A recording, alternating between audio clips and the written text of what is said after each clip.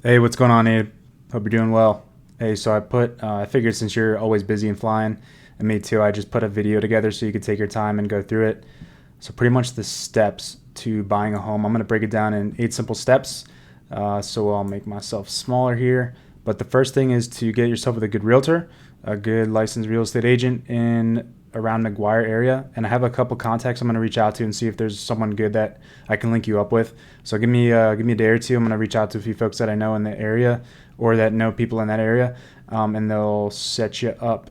All right, so that's like the first thing. Start talking to them. I think you went through this process already with someone, but the next step is going to be getting pre-approved for a loan. That's the biggest thing, and I can't remember if you already did, but I have a guy that is nationwide, and he's a pretty solid dude. I really like working with him. I've helped him. I've worked with him myself for my own home actually. When I refinanced, he did a fantastic job. He's got some pretty good deals. Obviously, you can shop around for different lenders, call different people up. His name's Matt, and I think I passed your info to him, but if anything, you can go through him and he'll give you a breakdown of everything. I like his breakdown sheets. He shows you kind of what all the fees you'd be looking at, your rates and stuff like that. What's going on now is you've probably heard about it, but the rates are definitely a lot higher than they were about a year ago. A year, 2 years ago, we were looking at 2.5, 3% rates for our interest rates. Now we're around 6.54 as of today. The VA loan is going to be around 6.2, 6.3, and they're staying around that 6 to 7% range. It's going to be tough to get lower than that.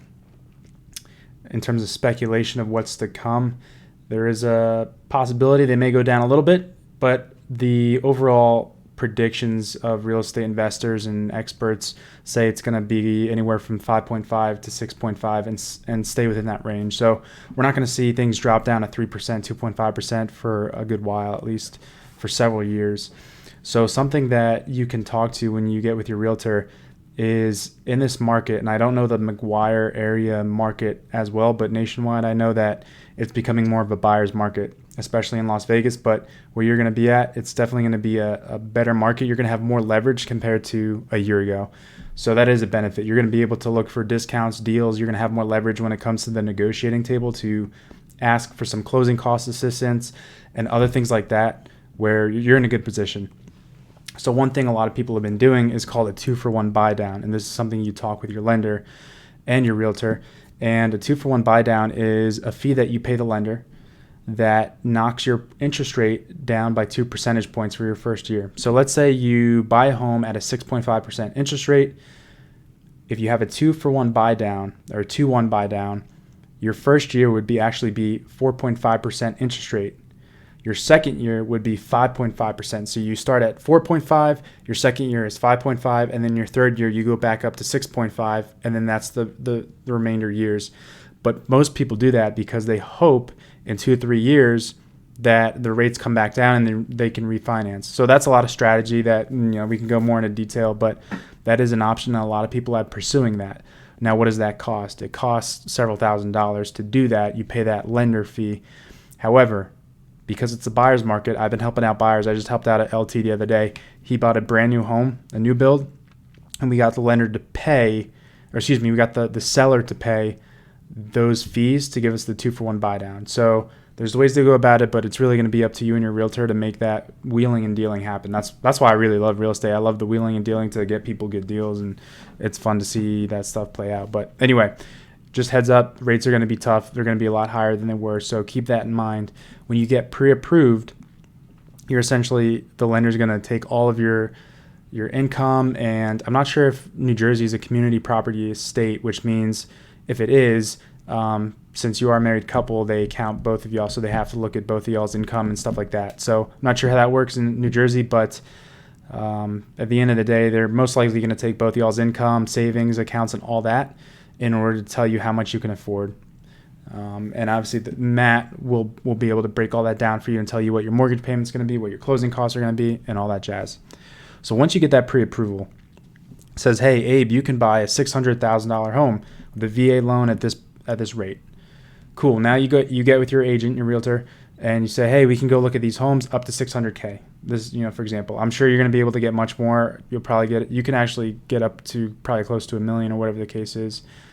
based on your rank income and the current limits that the VA has set. I can answer all those details if you want to. But anyway, after that, your agent and you guys are going to start looking for homes. So you have that pre-approval. That means you are legit to buy any home you want within that price range. So you guys just start looking for homes. Your agent is going to do all that research for you. So make sure you ask them all the questions. They're going to be sending you homes and get the opportunity to go look at homes yourself with the agent. And it's a good thing being in a buyer's market, so to speak. You have a little more ample time versus in the seller's market a year ago. There was like 50 people every day looking at the same home, and so everyone just had to like keep offering and playing bid wars, and it wasn't fun for buyers. For sellers, it was nice because you could just like get whatever price you wanted. It was ridiculous. I'm just speaking for Vegas at least, but I know most of the country. But all right, step 4 is going to be making an offer. So you find a home, you and a realtor are going to get together, say, hey, this is what the home is currently listed at. I think we can probably get it for $10K under. I think we can ask for this and that. Your realtor is going to talk you through everything on the contract, on the offer. So that's where you say, hey, I want to offer $500,000 on this property, and I also want to ask them to pay for my 2-1 buy down on the rate.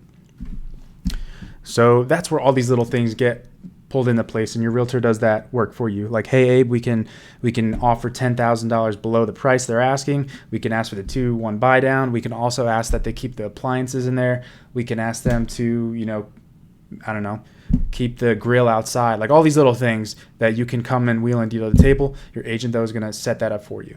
So let's say you make an offer and the seller accepts it. Cool.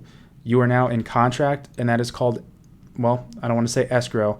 Escrow is a process we have in Nevada where there's a third party that takes the money and holds on to it until the end to make sure both parties comply with all of the contract before the keys get handed over to you.